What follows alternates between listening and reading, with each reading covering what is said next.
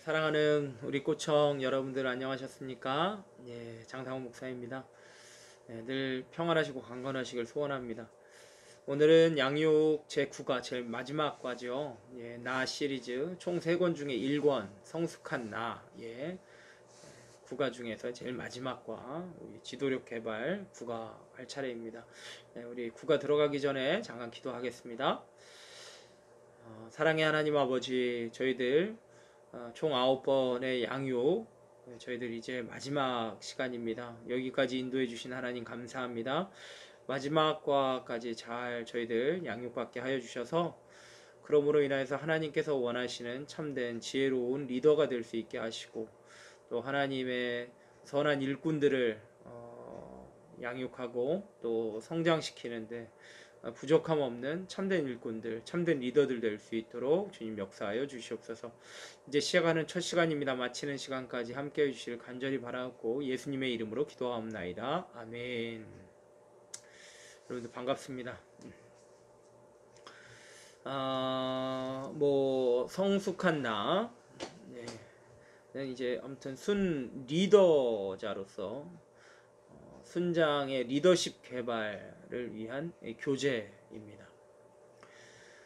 그래서 총 9과로 구분이 되었었는데, 처음부터 이렇게 조금만 살펴보면 용서, 격려, 그 다음에 권위와 순종에 대한 부분, 그 다음에 또 좋은 질문하기, 또 화목의 통로, 그 다음에 독신생활 멋지게 하기, 룸메이트와 살아남기, 지도력 개발, 이런 식으로 해서 이제 제목을 쭉 열거를 해봤는데요.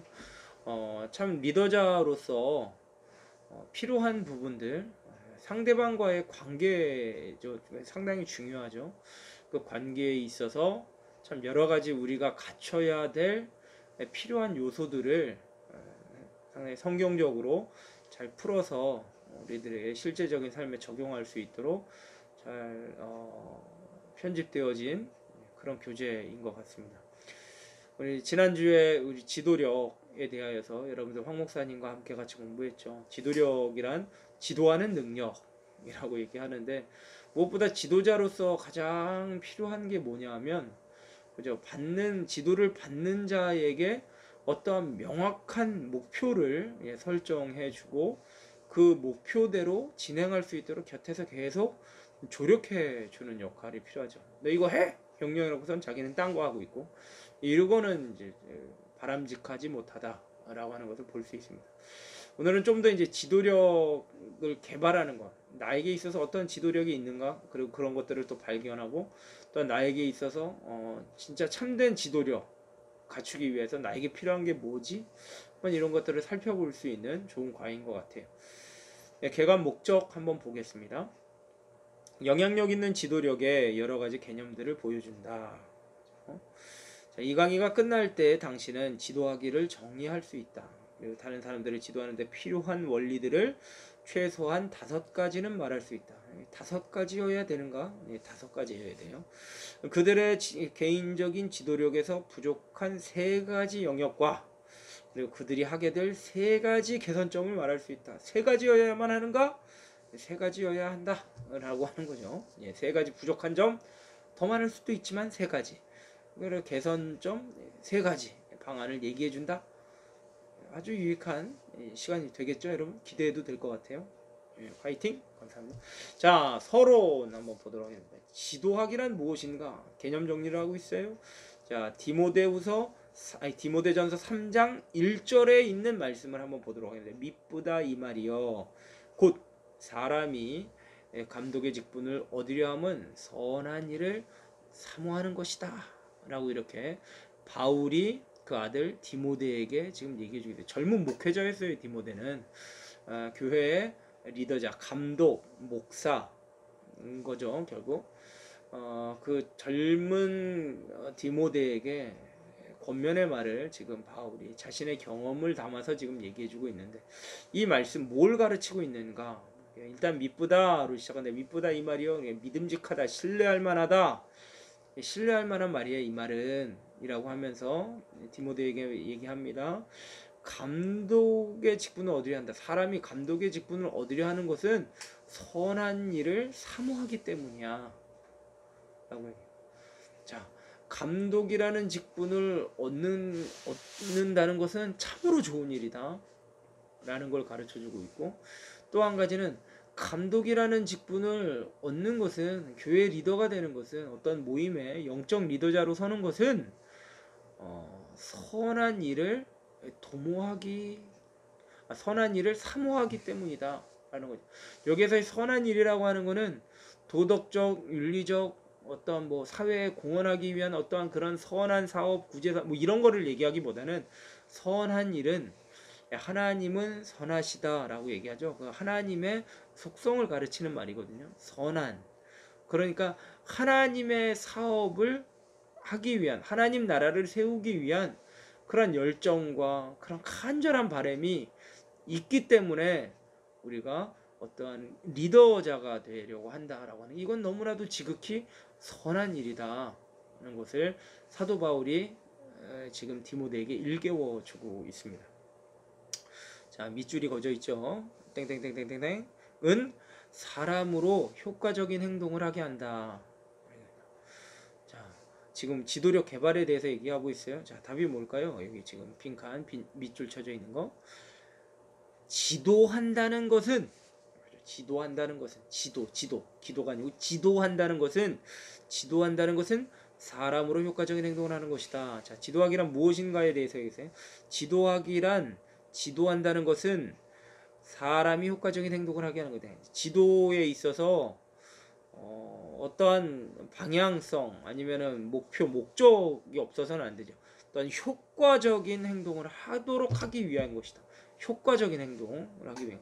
또 한 가지는 뭐냐? 지도한다는 것은 다른 사람을 생산적인 사람이 되게 하는 동기부여의 기술을 개발하는 것이다. 문장이 굉장히 길죠? 다른 사람들을, 그러니까 지도받는 자, 자신의 제자 된 자들을 생산적인 사람이 되게 하는 동기부, 그러니까 생산할 수 있는 생산적인, 그죠? 뭔가 열매를 맺을 수 있도록 하는 어떤 그런 동기부여의 기술을 개발하는 것이다 라고 이렇게 얘기할 수 있어요. 동기부여의 기술을 개발하는 것이 지도하는 것이다 이렇게 얘기하고 있죠. 생산력 있는 사람이 되게 하는 거, 동기부여를 줄 수 있는 거, 그 다음에 효과적인 행동을 할 수 있게 하는 거, 뭔가 결실이 있어야 된다. 지도하기에 있어서는 결과도 매우 중요하다 얘기하죠. 그래서 한 지도자에 대한 테스트는, 그에 대한 평가는 그가 한 일이 아니라 그가 한 일의 결과로 다른 사람들이 한 일을 통해 할 수 있다. 그죠? 그 사람 자체, 그 지도자가 평가를 할 때, 지도자에 대한 평가를 할 때에는 그 지도자가 한 일에 주목하기보다는 그가 지도를 하였을 때 그것을 받은 사람이 어떠한 결과를 내었는가, 그 사람을 통해서 드러나는 것으로 평가될 수 있다는 것을 얘기해주고 있습니다. 낙원복회 이제 성경의 예를 듭니다. 당신의 지도력을 개발하라. 성경의 바람직한 예를 들어서 지금 우리들에게 도전을 주려고 하는데, 그 지도자가 누구냐면 이스라엘 지도자 느헤미야였어요. 느헤미야. 잘 알듯이 바벨론 포로 70년 생활했었던 유다 백성들이 이제 하나님의 은혜로 말미암아서 세 차례에 걸쳐서 고국 땅으로 귀환을 하죠. 그랬을 때에 세 번째 포로 귀환할 때 지도자가 누구였냐면 바로 이 느헤미야였었어요. 그 느헤미야가 어떠한 지도력을 발휘했는가, 참 어려운 일을 당하고 있을 때 그가 어떻게 백성들을 지도해서 백성들로 하여금 그 일의 현장으로, 싸움의 현장으로 나오게 하는가, 그것을 볼 수 있거든요. 한번 느헤미야 2장과 4장에 있는 내용을 가지고 우리가 한번 살펴보겠습니다. 특별히 2장 먼저 볼게요. 2장 17절에서 18절 같이 읽을 수 있으면 같이 읽어요. 후에 그들에게 이르기를 우리가 당한 공경은 너희도 보고 있는 바라. 예루살렘이 황폐하고 성문이 불탔으니 자 예루살렘 성을 건축하여 다시 수치를 당하지 말자 하고 또 그들에게 하나님의 선한 손이 나를 도우신 일과 왕이 내게 이른 말씀을 전하였더니 그들의 말이 일어나 건축하자 하고 모두 힘을 내어 이 선한 일을 하려 하매. 아멘. 자, 느헤미야가 이제 고국 땅을 밟았어요. 고국 땅에 왔더니 성벽과 성문이 다 불타 황폐해져 있는 상황이에요. 낙심하기 딱 좋죠. 여기가 아닌가 보다. 야, 이 고향은 안 되겠다. 야, 우리 저기 딴 데 가자. 뭐 이렇게 얘기하고 적과 꿀이 흐르는 땅을 찾아가자. 그 땅이 적과 꿀이 흐르는 땅이었죠. 가나안 땅. 그러기는 한데 느헤미야가 만약에 거기에서 낙심하고 주저앉았다라고 한다면 이스라엘 백성들 다시 재건하기 힘들었을지도 몰라요. 그러죠. 그런데 느헤미야, 하나님의 사람 느헤미야, 그 참 지도자였었던 느헤미야는 그들을 독려하면서 일어나자라고 얘기하는데 뭐라고 얘기하느냐? 자, 황폐하고 성문이 불탔으니 여기까지 그 상황을 얘기해 주는 거죠. 직시하게 만들죠. 상황을 직시하게 만들고 자, 여기서부터 내용이 중요하죠. 예루살렘 성을 건축하여 다시 수치를 당하지 말자. 자, 우리가 건축하는데 건축하는 건 좋아요. 건축하자. 건축해. 근데 거기다가 목표를 줘요. 목적을 주죠. 왜 건축하느냐? 이거 왜 건축하느냐죠.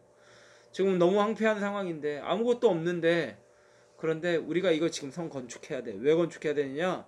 다른 나라 백성들로부터 하나님 나라 백성들 더 이상 이제 부끄러움 당하지 않아야 된다. 하나님 나라, 하나님을 믿는 하나님의 보호함을 받는 백성들이 이제 더 이상 수치를 당하면 안 되기 때문에 우린 당하여서는 안 돼. 믿음 생활 똑바로 하자 이 얘기하는 거죠. 지금 사실 우리 한번 호되게 바벨론 통해서 망하고 우리 호되게 당했잖아. 우리 어떻게 또 부끄러움을 당하겠어. 하나님의 백성 이스라엘이 이렇게 무너질 수 있겠느냐. 다시금 우리 신앙으로 일어나자. 딱 그걸 일목요연하게 한 문장으로 얘기한 거예요. 다시 수치를 당하지 말자. 그거? 네. 그러면서 이제 거기에 덧붙여서 얘기하죠. 그러니까 우리가 다시는 수치를 당하지 말자. 그러니까 하나님 앞에서 이제 똑바로 하나님의 백성답게 살아가자라고 얘기하면서 하나님의 살아계시고 역사하시는 것을 증언하는 거예요. 간증이죠. 간단하게 그들에게 백성들에게 하나님의 선하신 손이 나를 도우신 일과 하나님께 느헤미야서 1장 보면 계속 때만 되면 기도하는 거예요. 기도하고 또 기도하고 또 기도하고. 그러니까 거기에 있는 왕이 그것을 보면서 아닥사스다 왕이 있죠. 왕이 그것을 보면서 너 뭔 일 있어? 자꾸 그러는 거죠. 나에게 이런 고심이 있습니다. 이런 마음이 있습니다. 왕이시여 나로 하여금 고국 땅으로 돌아가게 하셔서 무너진 성벽과 성전을 재건할 수 있도록 하게 하여 주시옵소서. 이 자식이 쓸데없는 말을 하네? 그러면서 이렇게 딱 했으면 좋았는데 하나님께 기도한 느헤미야 하나님이 받아주셔서 이 바벨론 왕, 이 아닥사스다 왕이 그것을 바라보면서 그래. 바벨론 왕이 아니죠. 아닥사스다는 저기 페르시아 왕이죠. 페르시아 왕입니다. 페르시아 왕이었었던 아닥사스다 왕이 그것을 허락해주고 네 필요한 거 다 가져가라. 내 필요한 인력 그리고 모든 어떤 그런 건축물 내가 너 원하는 대로 가져다 써 이렇게 한 거예요. 놀랍지 않습니까? 이거는 하나님께 기도한 사람이 본 응답이에요. 응답. 느헤미야가 이거를 기도를 했기 때문에 그게 하나님이 하신 거라는 걸 알았죠. 기도는 그런 거예요. 여러분들 기도해 본 사람은 이게 하나님의 응답이라는 걸 알아요. 알죠? 왜? 내가 기도했으니까. 기도한 대로 됐으면 하나님께서 해주신 거예요. 그렇게 해야죠. 감사한 거죠. 여러분들. 아무튼 우리가 다시는 수치를 당하지 말자. 그러니까. 하나님 살아계셔. 그러니까 하나님께서 나를 이렇게 도우셨잖아. 우리가 여기까지 오는 건 하나님의 뜻이었어. 그렇다면 우리는 하나님의 나라를 세우는 거에 있어서 열심을 다해야 돼. 우리 다시는 창피한 일 당하지 말자. 우리 죄 짓지 말자. 그랬더니 어떻게 됐어요? 백성들이 일어나 건축하자. 온 백성들이 다 일어나서 모든 자손들이 쭉 그 계보들이 다 소개가 되고 있어요. 그러면서 누구 어느 자손이 어떻게 참석했다 이런 그런 것들을 얘기하면서 모든 백성들이 여기 나오잖아요. 모두 힘을 내어 이 선한 일을 하려 함에라고 얘기하고 성벽을 재건하는 일에 모두가 다 힘을 다해서 힘을 합해서 일어서게 되었습니다. 느헤미야의 탁월한 지도력이었죠. 느헤미야 4장 14절에서 15절 말씀은 내가 돌아본 후에 일어나서 민족들과 민장들과 남은 백성에게 말하기를 너희는 그들을 두려워하지 말고 지극히 크시고 두려우신 주를 기억하고 너희 형제와 자녀와 아내와 집을 위하여 싸우라 하였느니라. 우리의 대적이 우리가 그들의 의도를 눈치챘다 함을 들으니라. 하나님이 그들의 꾀를 패하셨으므로 우리가 다 성에 돌아와서 각각 일하였는데. 자, 하나님의 백성들이 같이 느헤미야를 중심으로 해서 성벽을 재건하기 시작합니다. 성벽을 재건했었을 때에 이 소식을 들었었던 주변에 있었던 암몬 사람들과 아라비아 사람들과 주변에 있는 민족들이 허허 저거 봐라 저들이 다시 일어나려고 하네. 그러니까 이 사람들이 갑자기 이 일들을 해방하기 위하여서 이제 나아갑니다. 뭐 산발랏 도비아 여러분들 잘 알죠? 거기에서 계속 해방을 놔요. 하나님께 집중하지 못하도록 너희는 할 수 없다. 니까짓 게 막 이런 식으로 막 하면서 저들은 막 회유하고 막 그랬습니다. 그랬을 때 그때 느헤미야가 적시에 일어나서 그가 얘기하는 거죠. 많은 귀족들과 민장들 그리고 남은 백성들에게 말합니다. 너희들 저들의 말에 넘어가지 말고 두려워하지 말고 저들의 어떠한 그러한 위협, 협박에 넘어가지 말아라. 저들을 사람을 두려워하지 말고 너희는 지극히 크시고 두려우신 주를 기억해라. 너희의 눈을 사람을 보지 마. 보이는 사람을 보지 마. 보이지 아니하시는 크고 두려우신 하나님을 봐. 그런 그 신앙을 가지고서 붙잡고 있었던 거죠. 그러면서 백성들로 하여금 하나님을 보게 했습니다. 그러면서 그들에게 목적을 주죠. 자, 우리 함께 같이 싸우자. 싸운데 무엇을 위해서 싸우느냐? 굉장히 실질적인 그들에게 도전을 줬어요. 너희 안에 있는 형제들, 자녀와 아내와 집을 위하여서 싸워라. 싸우되 그냥 막연하게 싸우는 게 아니라 네 가족들, 네 가문 위해서 싸워야 된다. 그렇죠? 그러한 어떠한 동기부여를 해주는 거죠. 동기부여를 하면서 그러면서 그들이 열심히 그 안에 싸우며 또 그 안에서 또 함께 같이 성벽 재건을 하도록 하죠. 수년이 걸려야 될 것을 한 52일 만에 짧은 기간 내에 예루살렘 성벽 재건을 성공하게 됩니다. 뭐 그들을 해방하려고 했었던 그 대적들은 다 물리치는 상황이 되어지고 놀라운 하나님의 역사죠. 이렇게 할 수 있는 그 느헤미야의 지도력을 우리가 한번 좀 살펴보고자 하는 거죠. 문제 넘어가 볼게요. 위의 말씀에서 느헤미야는 어떤 역할을 하였는가 한번 보세요. 이 교재에서 말하고 있는 그 답을 한번 이렇게 살펴본다면 느헤미야는 그 대상인 백성들에게 어떻게 했습니까? 우리 다시는 수치를 당하지 말자.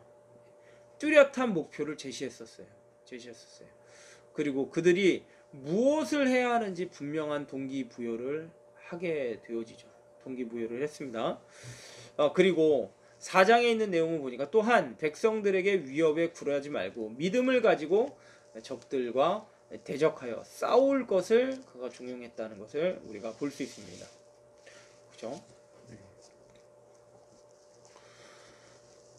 자, 그 다음에 리더십의 결과 어떻게 됐습니까? 하나님께서 적들의 꾀를 패하심으로 다시 성벽 건축에 전념할 수 있게 되었다. 하나님의 도우심이 있었다. 뭐 이런 얘기가 나와 있네요. 느헤미야는 어떤 리더십을 가진 사람입니까? 풀어서 얘기한다면 그는 목표를 뚜렷이 알고 있었고 또 어떠한 어려움에서도 절대 굴하지 않았고 그리고 백성들로 하여금 믿음을 가지도록 격려하는 강한 리더십을 보여주었다. 목표를 뚜렷이 알고 어떠한 어려움에도 절대 굴하지 않고 포기하지 않죠. 백성들로 하여금 믿음을 갖도록 격려하는 그러한 강한 리더십 보여주었습니다. 자, 그렇다면 이제 우리가 어떻게 느헤미야와 같은 리더십을 개발할 수가 있는지에 대해서 한번 살펴보도록 할게요. 한번 보도록 하겠습니다. 두 번째, 지도력을 개발하는 데 필요한 원리, 어떻게 하면 느헤미야와 같은 선한 영향력을 미치는 지도자가 될 수 있는가, 거기에 필요한 원리들을 좀 살펴보겠습니다. 가번 볼까요? 크게 영향을 미쳐라. 영향을 미치는 자가 되어야 되는 거죠. 영향을 주는 자가 되어야 됩니다. 네, 비유하건대 1번 보니까 지도력을 가르치기보다는 전염되는 것이다. 가르쳐서 깨닫게 하는 게 아니라 전염시키는 거예요. 자기도 모르게 이렇게 확 빨려 들어가는 것처럼 그게 돼야 된다라는 거죠. 전염성이 많은 사람이 되어라. 지도자는 마치 전염병을 가진 사람처럼 가는 곳마다 그 병을 퍼뜨리는 사람과 같다. 가는 곳마다 영향을 미쳐야 되는 거죠. 굳이 이해라고 얘기하지 않아도 지금 우리가 살고 있는 이 코로나19 시대, 이 코로나19 바이러스 어마어마한 전염성을 가지고 있지 않습니까? 그것처럼 선한 영향력을 많은 사람들에게 끼쳐주는 거예요. 그냥 그런 슈퍼 전파자 약간 그런 느낌이 될 수 있도록 이건 굉장히 선한 영향력을 주는 거죠. 그러기 위해서 참 좋은 선한 인간관계를 맺어가야 합니다. 그래서 그 사람에 대해서 좋은 평가가 있고 그 사람의 말에 있어서는 의심보다는 신뢰가 먼저 갈 수 있도록, 그럼 마음의 문이 금방 열리게 되어지고 그만큼 영향을 받게 되어지게 되는 거죠. 그러한 예로서 요한복음 4장 예수님과 사마리아 여인의 그 만남을 들어서 이제 지금 얘기하고 있습니다. 예수님은 사마리아 여인에게 어떠한 영향력을 미쳐 주었나, 어떠한 강력한 임팩트 있는 그러한 영향을 주었는가 라고 하는 것을 우리들에게 질문하고 있는데, 여러분들 그 우리 오부 예배 때 시작할 때 선포되는 선구 말씀 하나 있죠. 이게 요한복음 4장 24절. 하나님은 영이시니 예배하는 자가 영과 진리로 예배할지니라. 이 위대한 그 새 예배에 대한 그 귀한 선포의 말씀을, 그 말씀의 첫 대상자가 누구였냐면 바로 이 사마리아 여인이었습니다. 사마리아 여인. 그냥 사마리아 여인 이게 아니라 사실 사마리아 그 지역 자체는 많은 이스라엘 백성들로부터 소외당하고 무시당하는 그 지역이었어요. 왜? 외부에 있는 그 이방인들과의 혼혈인들이 그 가운데 거주하고 있었거든요. 그래서 민족의 정체성을 굉장히 중요하게 여기는 유대인들에게 있어서는 너무나도 수치스럽게 생각했어요. 그래서 그 지역을 일부러 우회해서 지나가도, 왜? 상종하면 안 되니까, 상종하기 싫으니까. 그렇죠? 근데 예수님은 이 사마리아 여인을 만나기 위해서 일부러 사마리아 지역으로 지나가십니다. 내가 그 지역으로 지나가야겠노라 딱 이렇게 얘기하시면서 그곳으로 들어가시죠. 마침 또 시장하여서 음식을 이제 찾으셨는데, 그때 예수님을 위해서 제자들 12제자들은 음식을 구하러 마을로 터졌습니다. 일부러 의도적으로 혼자 남으신 거죠. 혼자서 야곱의 우물가에 앉아 계셨습니다. 그때 때마침 정오가 되었을 때, 햇볕이 가장 뜨거울 때, 사람들이 다닐 수도 없는 그 중동지역, 그럴 때 사람의 눈을 피하여서 물길로 나온 한 여인이 바로 사마리아 여인이었습니다. 그때 우물가에 앉아 계신 예수님 만나게 되어졌죠. 예수님, 내가 목마르다 라고 얘기했더니 유대인 당신 왜 나에게 이렇게 질문하십니까? 왜 이렇게 부탁을 하십니까? 이렇게 하면서 예수님 말씀하시죠. 네가 나에게 주는 물은 다시 목마르겠지만 내가 너에게 주는 물은 영원히 목마르지 아니한다 라고 하는, 그 여인에게 내가 바로 생명을 줄 하나님의 구원자 예수 그리스도 메시아이다 라는 것을 설명해 주신 거였어요. 무엇보다도 이 여인에게 가장 큰 영향을 미칠 수 있었던 것은 예수님의 그 16절에서 하신 말씀이었어요. 네 남편을 내게로 데려와라. 남편을 보고 싶다는 말씀이 아니었죠. 왜냐하면 그 여인에게는 가장 숨기고 싶은 부분이었어요. 이 남편이라고 하는 거. 숨기고 싶었고 상처가 되는 것이었고, 그러하여금 참 어떻게 보면은 소외되어져 있는 그 원인이 되어지는 문제였었거든요. 그거를 알고 전곡을 딱 찌르면서 예수님 말씀하세요. 네 남편을 데려와라. 여인이 놀랐습니다. 내게는 남편이 없습니다. 그랬더니 네가 남편이 없다고 하는 말이 옳도다. 그러면서 너무 정확하게 얘기하신 거죠. 너에게 남편이 5이 있었는데 지금의 남편도 네 남편이 아니다. 라고 하면서 그가 가장 수치스럽게 생각하고 있는, 그녀가 가장 수치스럽게 생각하고 있는 그 정곡을 정확하게 말씀해 주신 거예요. 이분이 누구시지? 그러면서 이렇게 쭉 얘기를 하다가 결국 25절에서 그녀는 메시아 곧 그리스도라 하는 이가 오실 줄을 내가 아노니 그가 오시면 모든 것을 우리에게 알려주시리. 메시아를 대망하고 있었던 여인이었어요. 그랬을 때 예수님이 거기에 이렇게 말씀해요. 네가 말한 그가 바로 나다. 내가 바로 메시아다. 네가 기다리는 너희들에게 모든 것들을 알려주실 분, 바로 그 메시아가 바로 나다. 라고 하는 것을 예수님께서 얘기했죠. 그랬을 때 얼마나 놀랐을까요? 이 여인이 메시아라는 확신이 들어서 그 영향력으로 말미암아서 그가 물바구니를 던져두고 이제 동네로 향해서 들어갑니다. 그러면서 얘기하죠. 내가 행한 모든 일들을 알고 있는 이 사람을 와서 보아라. 얘가 그리스도가 아니면 누구냐? 나는 그리스도를 만났다. 라고 얘기합니다. 사람의 눈을 피하였었던 그녀가 예수님을 만남으로 말미암아 이제 사람들을 불러들이는 동기부여자가 된 거죠. 동기부여자. 동기부 여자가 아니라 동기부여자가 된 거죠. 여기 중간에 2번째 줄에 보면 동기부여자 보이시죠? 동기부여자가 되었다라고 얘기하죠. 그러니까 예수님은 그토록 좋은 리더자였었고 많은 영향력을 주셨던 동기부여자이셨다.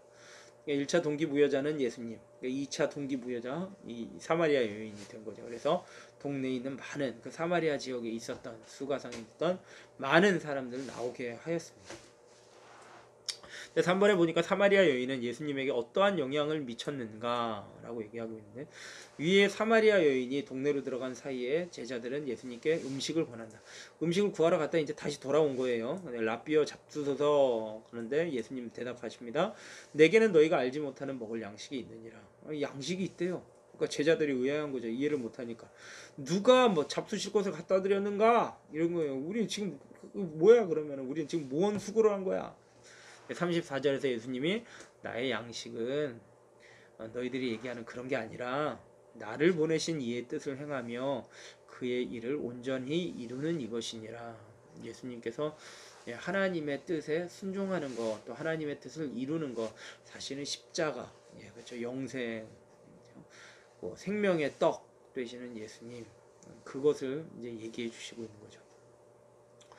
어쨌든 사마리아 여인이 자신이 발견했었던 것을 다른 사람들에게 나누려 했었던 반응과 갈망으로 인해 예수님이 그 여인으로 인해서 감격하셨기 때문에 그 육신의 어떠한 시장함, 그런 식욕조차도 잊으실 정도로 감격했다.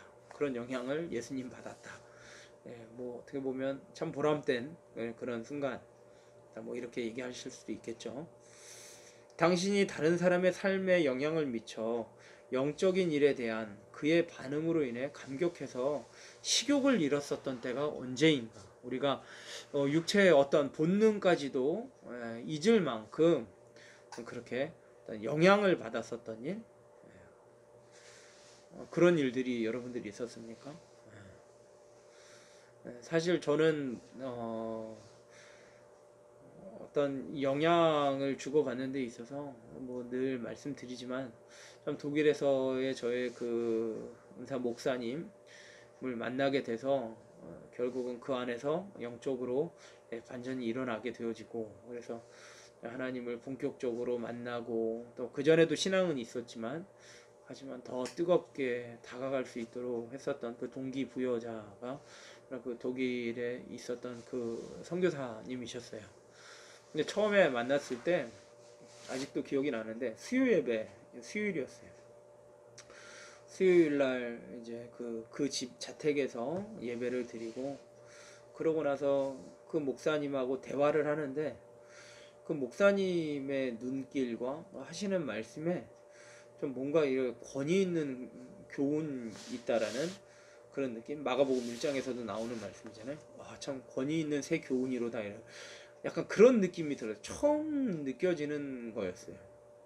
근데 그분의 어떠한 그 말씀과 그런 거에 너무나도 동경이 돼. 그러니까 무슨 내용이었냐면은 이제 뭐 본인이 어떠한 사역을 하게 되었는지, 왜 내가 지금 이러한 어려움 가운데서도 이러한 일들을 하는지에 대한 것들을 쭉 자신의 지나왔던 일들을 쭉 얘기해 주셨어요. 그랬는데 그 얘기에 그냥 빨려 들어가는 거죠. 근데 그 시간이 훅 지나서 밤을 새고 얘기했어요.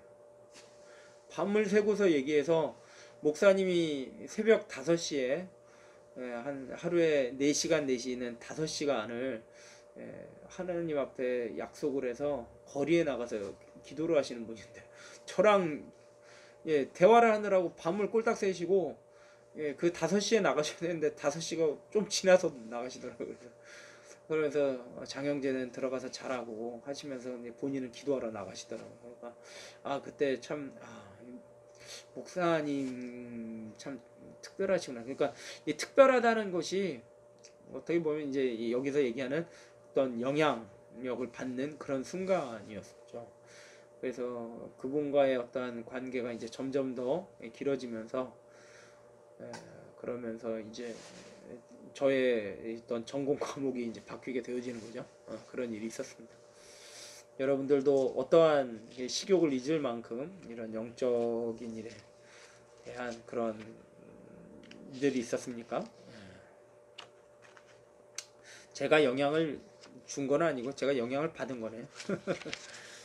일단 여러분들도 한번 생각해 보시고 다음에 이런 교재를 또 가지고 나눌 수 있는 시간이 있으면 여러분들이 한번 제자들을 양성할 때 또 그들을 리더로 세울 때 이런 교재 내용 참 좋은 것 같아요.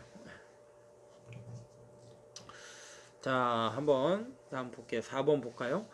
지도자는 무엇을 나누어 주도록 위임받은 자이다. 뭘 나눠줘야 될까요, 여러분들? 비전을 나눠줘야 되는 거죠.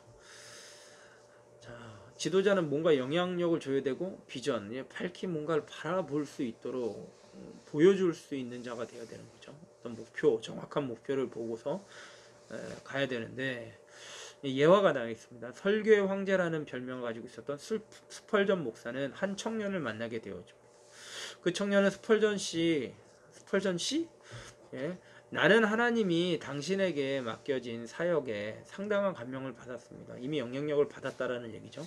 당신이 설교하고 가르치는 하나님의 말씀에 대한 청중들의 반응에 깊은 감명을 받았습니다. 감명도 참 많이 받아요. 사역에도 감명받고 청중들의 반응에도 감명. 참 대단한 거죠. 하나님의 역사하심을 눈으로 목도했으니까 감명이라기보다 은혜를 받는 거고 도전을 받는 거죠. 그것은 바로 내가 하고 싶었던 거지.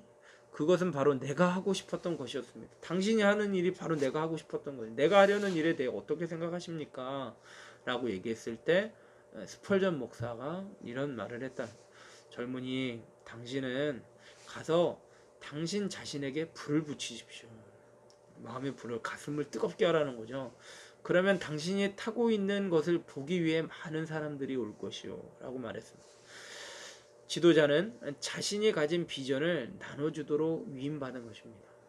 저 사람을 보니까 열정이 느껴지고 저 사람을 보니까 저 사람 비전 너무나도 뚜렷해 보여. 저 사람과 함께 해보고 싶다. 저 사람이 하는 거라면 내가 충분히 영향받을 수 있고 내가 가르침 받을 수 있겠구나 라는 것을 느끼게 하는 거죠.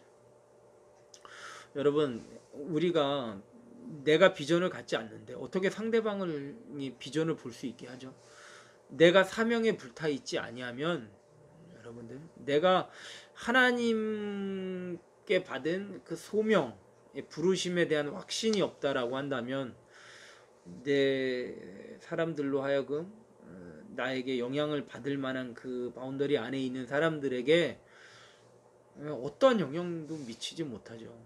내가 하나님을 따르지 못하고 내가 하나님의 말씀대로 살지 못하는데 어떻게 저들 보고 하나님의 말씀대로 살라고 할 수 있겠습니까? 굉장히 무서운 말씀입니다. 내가 사명에 불타있지 않으면 그들에게 비전은커녕 영향조차, 조금의 영향조차 미칠 수 없는 아주 미약한 존재, 이도저도 아닌 거죠. 그런 자가 되고 말 것입니다. 참 좋은 내용인 것 같아요. 지도자는 비전을 나눠줄 수 있도록 위임받은 자다. 네 마음에 네 가슴에 불을 붙여라. 하나님에 대한 열정이죠. 결국 나번 보겠습니다. 나번 다른 사람들을 그들의 땡땡땡 측면에서 인식해라. 잠재성이라고 합니다. 잠재성. 눈에 보여지는 것보다, 그러니까 현재 그의 모습보다 장래의 모습을 보면서 그것을 인식하고 그것을 가르쳐야 된다는 겁니다. 1번 사람들을 땡땡땡땡 하는 하나님의 성령의 능력에 대해 철저한 확신을 가지라. 무엇보다도 사람을 변화시키시는 그 성령 하나님, 변화시키는 성령 하나님의 능력에 대한 철저한 확신이 당연히 영적 리더자에게는 필요하겠죠. 우리 느헤미야와 같은 리더십을 갖기 위해서는 반드시 우리는 성령 하나님을 확신해야 돼요. 어떠한 성령 하나님? 그 사람을 변화시키는 성령 하나님에 대한 믿음, 확실한 믿음이 필요하다. 그렇죠? 그 다음에 예리한 사람을 찾는 것을 멈춰라. 하나님은 땡땡땡 사람들을 찾으신다. 여기에서 뭐 말하고 있는 것들을 그대로 얘기하면 유용한 사람이래요. 유용한 사람. 전심 전력하는 사람을 찾으신다라고 하는 거죠. 예리한 사람보다는 유용한 사람을 원하신다. 하나님은 그렇다고 원하시는 건데 좀 내용적으로는 좀 이해가 쉽지는 않죠. 이 예리한 사람이라고 하는 것은 현재 처한 상황 속에서 그것을 돌파하는 어떤 상황에 대한 그때그때 상황에 대처하는 그런 능력, 현재의 그의 모습, 그것을 보면서 판단하지 말고 그가 도달할 수 있는 잠재력을 바라봐라. 지금 현재는 좀 미력해 보이고 아닌 것처럼 보이지만 오히려 그가 도달할 수 있는 지금의 이 순수한 마음이 오히려 나중에 가면은 크게 대성할 수 있겠구나 라는 어떠한 그러한 장래의 그의 모습을 보면서 투자해야 된다라고 하는 거죠. 우리는 흔히 예리한 사람을 기대합니다. 겉으로 드러나는 현재적인 그러한 그의 모습에 만족하기가 쉽죠. 근데 하나님은 전심으로 일할 수 있는 사람, 그러니까 전심으로 일하게 될 사람, 그런 사람은 사람은 외모를 보고 판단하거니와 나 여호와는 중심을 보느니라 라고 하는 이 사무엘상에 있는 말씀, 그 말씀을 떠오르게 하죠. 현재적인 그의 모습도 중요하죠. 중요하지만 그것보다도 더 성장할 수 있는 그 모습들을 보면서 하는 거죠. 뭐 음악에 대한 부분들도 그런 것 같더라고요. 그러니까 이 사람이 뭐 유수의 이제 학교들 같은 데서 이제 인재들을 등용시킬 때에 만들어져 있는 자를 뽑기보다는 오히려 성장할 수 있는 그 능력들을 보면서 뽑는 경우들이 참 많이 있어요. 우리는 그런 쪽으로 이렇게 그러한 그의 잠재된 능력을 볼 수 있는 그런 시각, 이런 것들도 필요하겠죠. 우리들에게 있어서는. 답은 볼게요. 사람들을 땡땡하는 기술을 정통하라. 그들을 땡땡땡 땡땡땡 말라. 이렇게 돼 있어요. 자, 그냥 적으세요. 사람들은 개발하는 기술을 정통하라. 기술에 정통하라. 그들을 교묘히 다루지 마라. 어떻게 보면은 어떤 개발을 하려고 해야지 그를 그냥 이용하려고 하면서는 안 된다. 교묘히 다루어서는 안 된다라는 것을 얘기합니다. 1번 볼게요. 탁월한 재능을 개발시켜라. 그것을 주저하지 말아라. 탁월한 재능을 개발시켜라 라고 얘기해요. 그가 가지고 있는 어떤 재능들이 있다면 그것들을 격려해주고 칭찬해주고 그것을 개발할 수 있도록, 그죠? 그 사람이 어떠한 은사를 가지고 있는가.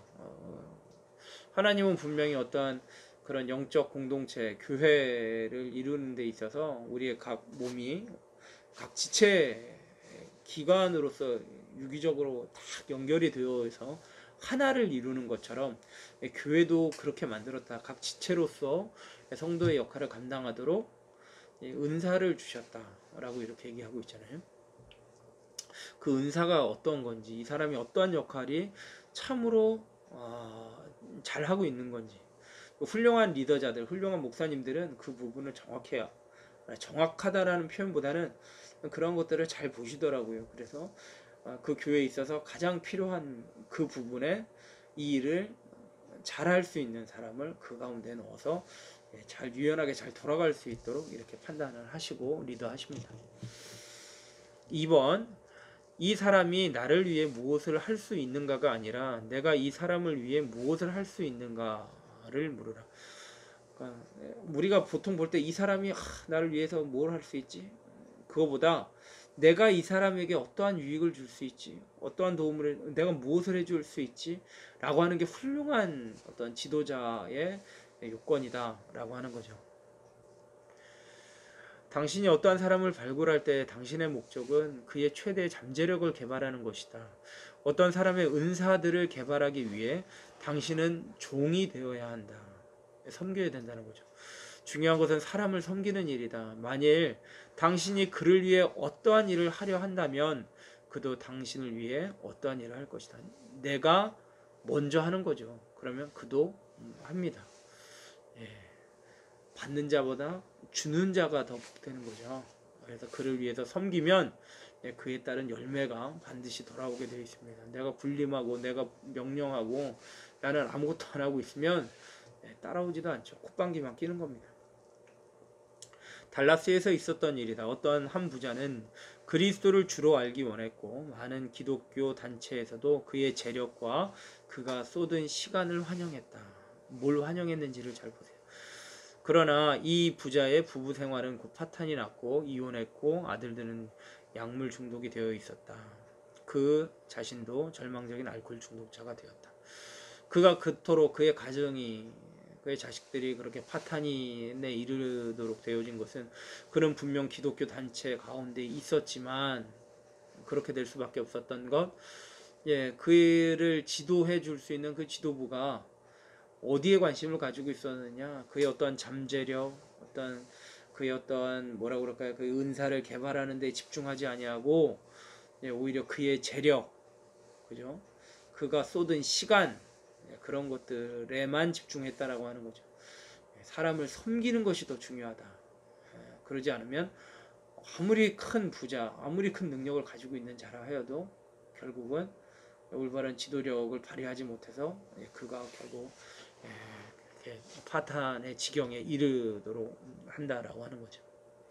이 예에서의 문제가 무엇인가 한다면 두 가지를 얘기할 수 있는데, 첫 번째는 사람들은 그의 재력에 관심이 있었다라고 하는 거죠. 이것들은 우리가 저지를 수 있는 가장 심각한 문제 중에 하나가 될 것입니다. 이 두 번째는 그의 주위에는 진정한 리더가 없었다라고 하는 거죠. 영향을 줄 수 있는 선한 리더자, 느헤미야와 같은 리더자가 없었던 거죠. 그를 돌보아주고 신앙 성장을 도와주고 또 그가 가진 것들을 개발시켜주는 사람보다는 그를 이용하려고 했었던 사람들이 더 많았기 때문이다. 그죠? 진정한 리더는 그가 나의 일에서 무엇을 공헌할 수 있는가가 아니라 내가 그를 위해 무엇을 해줄 수 있는가, 섬길 수 있는가를 항상 물어봐야 합니다. 여러분은 어떠한 리더자가 되고 싶습니까? 3번 볼게요. 3번, 성공적인 팀을 위해서 세 가지 원칙이 있어야 되는데요. 팀입니다. 팀. 그들에게 땡땡을 부여하라, 상황을 부여하라 라고 하는 거죠. 또 일단은 뒤에서 다 설명이 됩니다. 2번, 그들에게 기본적인 것들을 가르치라. 기본적인 것들, 기본기라고 해야죠. 3번, 사람들을 개인이 아닌 팀으로 일하게 하라. 팀 사역이죠. 팀. 지금 일단 팀에 대한 부분을 얘기하고 있습니다. 자, 이제 그 하나를 우리가 한번 지금 살펴볼 것인데, 이제 먼저 UCLA의 야구 코치였던 존 우든에 의하면 팀을 승리로 이끌기 위한 세 가지 원리가 있다라고 합니다. 그것이 이제 앞에서 보았었던 1, 2, 3번에 있는 내용이에요. 자, 첫 번째, 팀의 상황을 부여하라 라고 얘기되어 있어요. 팀의 상황을 부여하라. 이게 무슨 얘기인가?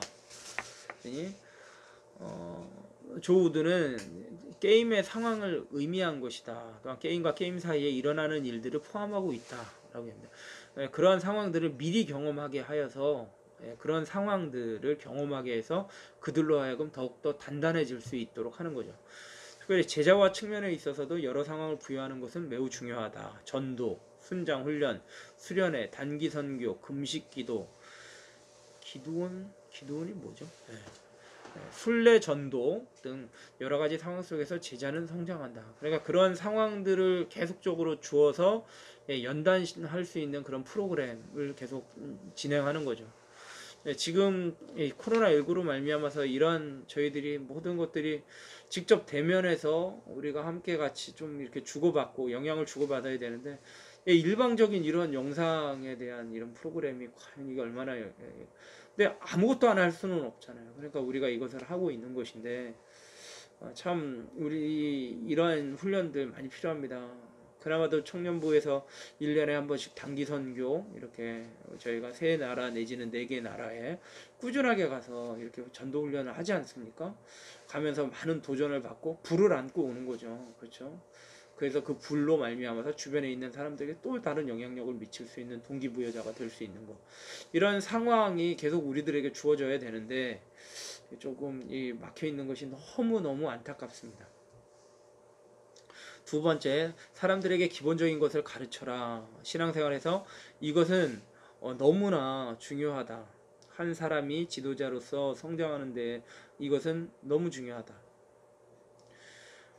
누구나 기본기가 튼튼해야 된다. 여러분들 우리 성도들에게 있어서의 기본기가 뭘까요?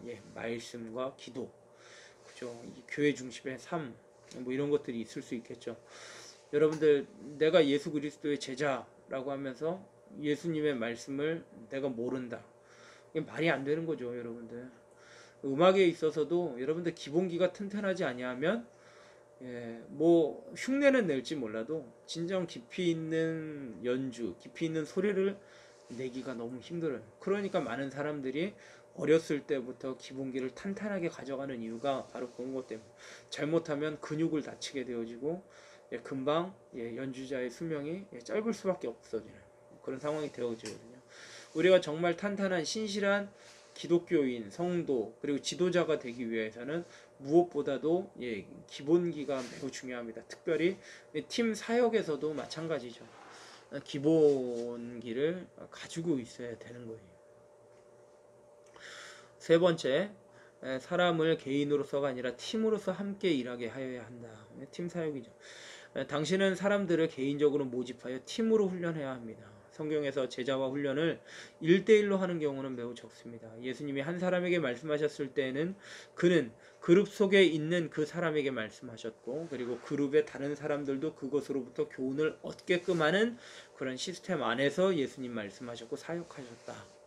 것을 얘기하죠. 라본 보겠습니다. 라본.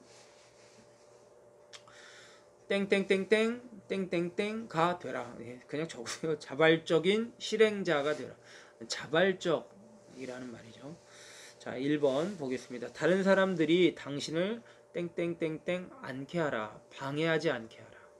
다른 사람들이 당신을 방해하지 않게 하라. 다른 사람들이 참견해서는 절대 안 돼요. 자발적으로 계획을 시도하는 사람이 됨으로써 사람들을 동기부여하는 사람이 되어야 한다.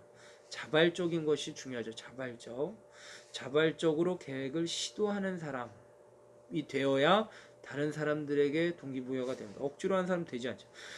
가장 큰 문제는 다른 사람들을 동기부여하는 것이 아니라 다른 사람들이 당신을 포기하게 만들지 못하게 하는 것이다. 꼭 뭐 그렇게 해야만 합니까? 바쁜데 그럴 시간이 어디 있어요 등 당신을 포기하게 하는 터무니없는 사람들을 가까이에서는 안 된다. 부정적인 견해를 가지고 있는 사람들이 있죠. 분명히 인생이 너무 짧기 때문에 나도 한번 그것으로 인하여 흥분했었지요 라고 말하면서 살 수는 없는 것입니다. 우리는 계속하여서 열정을 가지고 있어야 되고 그것을 계속적으로 우리는 꾸준히 자발적으로 실천하고 또 계획하고 실천하고 목표를 성취해 나가는 그런 사람이 되어야 합니다. 어떤 개인에 대하여서 너무 많은 통제와 너무 적은 통제를 할 위험성이 있음을 명심해라. 자발적으로 계획을 시도하는 사람들을 발굴하는 데 있어서 한 개인에게 너무 많은 통제나 너무 적은 통제를 하게 되어지는 위험성이 있다. 항상 균형을 배워야 한다. 균형감 있게 하여야 되는데 통제를 너무 하게 되어지면 어떻게 됩니까? 예, 그 받는 사람 스트레스 어마어마하게 받겠죠. 그래서 그러다 이탈하는 거예요. 그러다 꺾이는 거죠. 예, 그럼 너무 적은 통제를 또 하게 되면 어떻습니까? 느슨해지고 버릇 없어지고, 그렇죠. 그러니까 적절하게 당근과 채찍 잘 가져가는 것 참 중요하다라는 거죠. 이 지도력에 대해서 계속 얘기하고 있습니다. 3번, 항상 무엇을 개발할 것인가에 대한 질문을 해라. 예, 중요한 질문은 무엇을 개발할 것인가에 대한 거죠. 예, 뭘 개발할 거냐, 끊임없는 시도가 필요하고 뭔가 목표와 목적이 분명해야 된다라고 하는 것을 계속적으로 예, 우리에게 푸시해야 되는 거예요. 실수를 두려워하는 지도자는 본인이 많은 것을 하려는 경향이 있다. 그러면 상대방의 개발이 늦어질 것이다. 우리 임무는 빨리 탯줄을 끊는 것이다. 이게 참 쉽지 않은 말이네요. 실수를 두려워하는 지도자는 본인이 많은 것을 하려는 경향이 있다. 그러면 상대방의 개발이 늦어진다. 우리의 임무는 빨리 탯줄을 끊는 것이다. 너무 많은 것들을 주장하고 너무나 많은 것들을 이제 하게 되어지면은 그러하여금 굉장히 난감하게 하는 부분들이 있죠. 실수도 너무 많게 되어지면 너무 시행착오가 너무 지다 보면 지치는 경우들이 참 많이 있습니다. 받는 사람들 뭐 하는 거지? 우리 임무는 빨리 탯줄을 끊는 것이다. 확실하게 하는 것이 더 중요하다라고 하는 거죠. 마 볼게요. 그 사람의 전 인격에 사역해라. 그 사람의 전 인격. 한번 도움 말씀 한번 볼까요? 누가복음 2장 52절, 예수는 지혜와 키가 자라가며 하나님과 사람에게 더욱 사랑스러워 가시더라. 여기 보면은 영적인 것들, 지적인 것들, 또 육체적인 것들이 골고루 배합이 되어져 있는 것을 볼 수 있죠. 예수는 지혜, 정신적인 것, 그리고 키, 신체적인 것이 자라가며 하나님, 영적인 것과 사람, 사회적인 것에 대해 더 사랑스러워 가시다 라고 이렇게 기록되어 있습니다. 예수 그리스도는 한 인간으로서 전 인격적인 인생을 시작하신 것입니다. 자, 봐 볼게요. 봐. 땡땡땡땡땡 인간적인 흥미와 관심을 전달하라. 따뜻한 마음입니다. 따뜻한 마음. 1번 볼게요. 누군가의 인생에 흘러들어가 예수 그리스도를 위해 그를 땡땡하라. 뭐 해야 될까요, 여러분들? 사랑입니다. 사랑. 요한일서 4장 9절에 보니까 하나님의 사랑이 우리에게 이렇게 나타난 바 되었으니 하나님이 자기의 독생자를 세상에 보내심은 우리로 말미암아 우리를 살게 하려 하심이라 라고 되어 있죠. 따뜻한 마음, 누구보다도 그를 향한 사랑과 관심이 매우 중요하다는 거죠. 누구든 어떠한 사역을 하고 있다면 그것은 그가 사랑하는 것이고 그것에 마음을 쓰고 있기 때문이다. 누구든지 리드할 때, 지도할 때에는 그거에 대한 사랑이 기본 전제되어야 되는데 그 사랑, 그죠? 그 사랑의 동력이 되는 사랑의 어떤 뭐라고 그럴까요? 그 원천이 되는 것은 어디에 있습니까? 우리가 사랑할 수, 그 사람을 사랑해주고 그 사람을 위해서 헌신하고 희생하고 섬길 수 있는 것은 우리가 하나님으로부터 그 사랑을 받았기 때문에 그 사랑에서 우리가 행할 수 있는 거죠. 만약에 그 사랑이 없었다면 우리가 어떻게 저들을 사랑해 줄 수 있겠어요? 그죠? 하나님이 우리를 먼저 사랑해 주셨기 때문에 예수님의 그 십자가의 사랑으로 사랑해 주셨기 때문에 그 사랑을 받은 자로서 그 사랑의 에너지를 갖고 우리가 그렇게 사역할 수 있는 것이죠. 따뜻한 마음으로 지도하라. 개인적인 관심과 흥미를 가지라. 사랑의 근거한 행동에는 제한이 없다. 사랑으로 끄는 힘이 요한일서 4장 19절에 잘 표현되어 있다. 우리가 사랑하면 그가 먼저 우리를 사랑하셨습니다. 이 바로 아까 얘기했던 그 부분이죠. 왜 우리는 예수님을 사랑하는가? 신이시기 때문에 그럴 수도 있다. 그러나 그보다도 그분은 우리를 죽기까지 먼저 사랑하셨기 때문입니다. 라는 거죠. 여러분 느헤미야든지 아니면 백성을 사랑했었던 그 다윗이나 모세나 어떤 이런 훌륭한 영적 지도자들, 뭐 바울이나 디모데도 마찬가지고 다 그들이 어떤 그들의 공통된 리더자로서의 그들의 나타난 부분은 사랑이었습니다. 상대방에 대한 사랑, 그죠? 깊은 사랑. 그러니까 자신의 생명조차도 아깝지 않게 다 그런 것들을 내어줄 수 있는 이런 사랑. 그것이 바로 성경에서 말하고 있는 리더십의 모습이죠. 4. 구체적으로 헌신을 얻으라. 헌신. 삼중 헌신 얘기하고 있어요.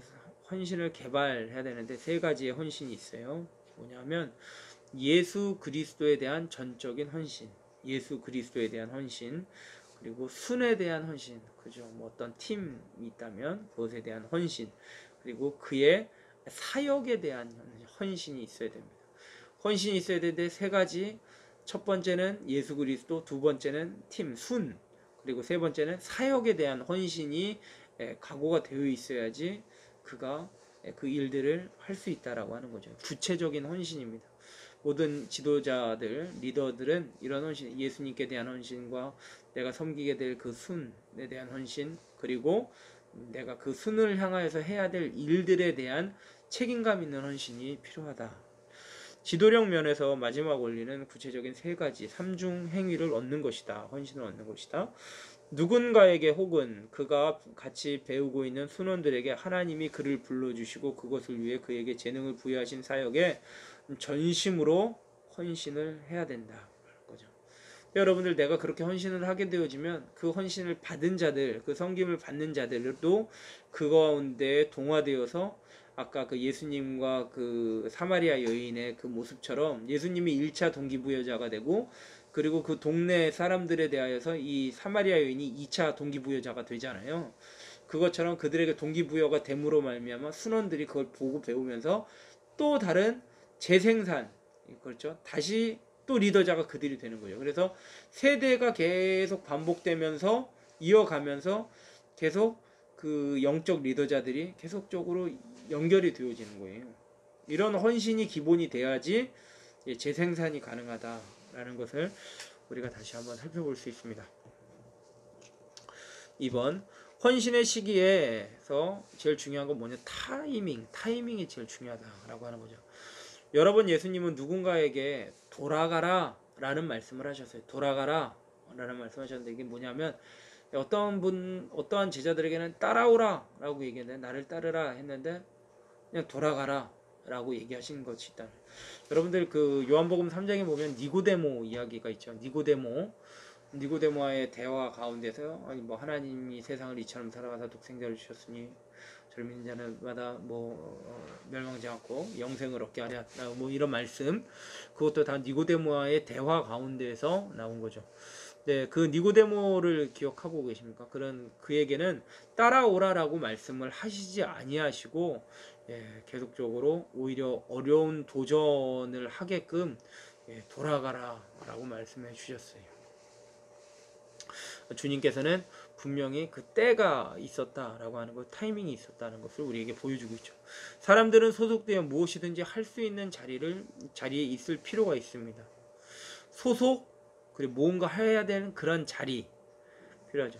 헌신의 시기에서 타이밍은 매우 중요합니다. 당신은 절대로 시기상조의 결정들을 재촉하지 말아라. 그러니까 이른 결정, 성급한 결정하여서는 안 된다라는 거죠. 예수님은 자신을 따르도록 다른 사람들을 설득하셨습니다. 명령하셨죠. 그분은 12명의 무리를 택하셨습니다. 12제자. 그때 그들은 타이밍을 미루지 않고 예수님을 지체하지 않고 따라갔습니다. 자신들이 일하고 있는 그런 모든 도구들을 다 내려놓고 나를 따라오라 그랬을 때 따라갔죠. 그들 중에 하나는 자기의 선택의 희생자였습니다. 누구 얘기하는 걸까? 예수님을 판 자. 왜냐하면 그분은 기계가 아닌 인간을 다루셨기 때문에 인간은 진리에 직면하게 될 때 언제나 그 자신의 선택권을 가지고 있는데, 그 안타깝게도 가룟 유다는 자신의 길을 선택한 것이죠. 그러나 나머지 한 명은 너무나도 매우 소중한 것을 선택하고 남겼습니다. 예수 그리스도는 그들에게 누구든지 나를 따라오려거든 자기를 부인하고 날마다 제 십자가를 지고 나를 따를 것이니라 라고 이렇게 말씀하셨습니다. 세상의 이방인들은 그들을 천하를 어지럽게 하던 이 사람들을 여기에도 이르렀다라고 말했습니다. 11명의 배우지 못한 그들은 신학교를 가본 적도 없고 어떤 심오한 교육을 배운 적도 없습니다. 그들이 압도적으로 재능을 부여받은 것도 아니었지만 그들은 개발되어 그리스도를 위해 그들의 세상을 움직이는 사람이 되었다. 예수 그리스도로 말미암아 그들은 선한 영향력을 받았고 그 영향력으로 말미암아서 그들 마음에 불이 지펴진 거죠. 성령의 불, 그 불을 가지고 온 천하에 다니며 만민에게 복음을 증거하게 되었습니다. 자, 여러분들 지금 뭐 실천 사항도 있고 뒤에 보면 계속적으로 질문과 즉석 퀴즈가 이렇게 마련이 되어 있어요. 여러분들 보시면서 좀 깊이 있게 생각하시고 여기에서 질문하고 있는 부분들을 한번 진지하게 한번 풀어보는 시간 중요할 것 같아요. 이건 뭐 제가 뭐 얘기하는 것보다는 여러분들이 한번 직접적으로 풀어보는 것이 참 중요할 것 같습니다. 살아가는 우리 꼬청, 우리 리더 여러분들, 또 우리 청년 여러분들 모두가 다 여러분들 우리는 그냥 받기보다는 이제는 주어야 될 때가 된 것 같아요. 철든 자식도 부모의 어떠한 나를 위해서 수고하여 주신 그런 사랑과 그런 헌신 이런 것들을 알기 때문에 알게 돼서 그것을 이제 어떻게 해서든지 살아계실 때 뭔가를 좀 베풀기 위해서 보살펴드리기 그 은혜에 보답하는 차원에서 그런 일들을 하게 되잖아요. 뭐 여러 가지 그와 마찬가지로 우리들도 하나님께 대하여 은혜를 받았다라고 한다면 하나님께 돌려드려야 되는 부분들이 분명 있죠. 그러기 위해서는 또 우리가 좋은 일꾼이 되어야 되고 또 좋은 지도자가 되어야 됩니다. 좋은 스승이 되어야 되고요. 그래서 모든 영향력을 줄 수 있는 사람이 되어야 되는데 내가 영향을 줘야지 인위적으로 만든다기보다는 아까도 얘기했지만 전염되듯이 선한 영향력이 그들의 그냥 그대로 흡수가 되어지는 거죠. 그것은 어떻게 보면 우리들의 어떠한 기본적인 탄탄한 어떠한 그런 영적인 그러한 모습에서 비롯되지 않는가라는 생각도 듭니다. 내가 말씀 가운데 기도 가운데 푹 젖어 있으면 그런 영성이 그들에게 전달이 되어지겠죠. 그러하여금 그들이 보고서 배워야겠다. 저분과 교제해보고 싶다. 저분과 만남을 통해서 한번 것들을 배워보고 싶다라고 하는 그런 열망과 갈망이 생긴다라고 한다면 좋은 또 관계가 되어질 것이고 그 안에서 좋은 영향을 주고받게 되어질 것이다 생각이 되어지죠. 좋은 지도력은 어쨌든 명확한 목표와 또 그리고 내가 받기보다는 그에게 뭔가 주려고 하는 그에게 보탬이 무엇이 될까 하는 것들을 꾸준히 생각하면서 그로 하여금 가슴에 불을 계속적으로 유지할 수 있도록 도와주는 조력자가 되어야 한다. 이렇게 우리가 살펴볼 수 있을 것 같아요. 여러분들도 이제는 받기보다는 줄 줄 아는 어떤 그러한 그리스도의 참 제자 되었으면 참 좋겠습니다. 뭐 두서없지만 항상 이렇게 아무 효과도 있지 않냐는 영상을 보면서 따라오시는 여러분들 정말 대단하십니다. 박수 쳐드리고 싶어요. 정말. 오늘 마지막 구가 성실하게 잘 들어주셔서 너무 감사하고 항상 뭐 부족한데도 불구하고 이렇게 부족한 저를 이렇게 보시고 또 이렇게 따라주신 부분들도 너무나도 감사합니다. 우리 황선우 목사님과 함께 이렇게 9주 동안 이렇게 진행을 해왔는데요. 여러분들 어떻게 들으셨는지 잘 모르겠습니다. 그냥 좀 더 나은 모습으로 여러분들에게 다가가고 싶고 더 나은 재미난 프로그램 가지고 나아가고는 싶은데 여러가지로 형편상 어려운 부분들이 있었다는 거 여러분들이 좀 양해해 주시고 더 좋은 양육의 프로그램이 진행될 수 있도록 여러분들 꼭 위해서 좀 기도도 부탁드리겠습니다. 많은 여러분들 선한 일꾼들 되시고 선한 리더자들 되시기를 정말 마음 다해 축복합니다. 자, 마지막으로 기도하고 우리 마치도록 하겠습니다. 하나님 아버지 9주 동안에 우리들 이렇게 귀한 양육의 시간 가질 수 있게 하시니 감사합니다. 지도자로서 또 리더십을 발휘하기에 무엇보다 필요한 게 나의 성숙입니다. 성숙한 우리들 되게 하여 주시옵시고, 또 우리가 지금까지 배운 것들 잘 정리하여서 정말 모두가 다 굳건한 그리스도의 터에 굳게 세워진 정말 귀한 일꾼들 될 수 있도록 하나님 축복하여 주시옵소서. 이제 모든 것이 정상화되기까지 우리가 인내하면서 방역 수칙도 잘 따르게 하여 주시고, 무엇보다도 믿음 생활, 경건의 생활을 잘 유지할 수 있도록 말씀과 기도로 전무하며 나아가는 우리 모든 청년들 되게 하시고, 모두가 이 험한 세상 가운데서 신앙으로, 믿음으로 주를 바라보며 주를 의지하며 모두 승리할 수 있도록 주님 축복하여 주시옵소서. 지금까지 함께하여 주신 주님 감사합니다. 함께한 모든 무리에게 은혜 베풀어 주시옵소서. 예수님의 이름으로 기도하옵나이다. 아멘. 감사했어요. 너무 감사합니다. 우리 다음 시즌 또 양육을 통해서 또 뵙겠습니다. 감사합니다. 할렐루야. 샬롬. 할 얘긴 다 하네요. 예, 감사합니다.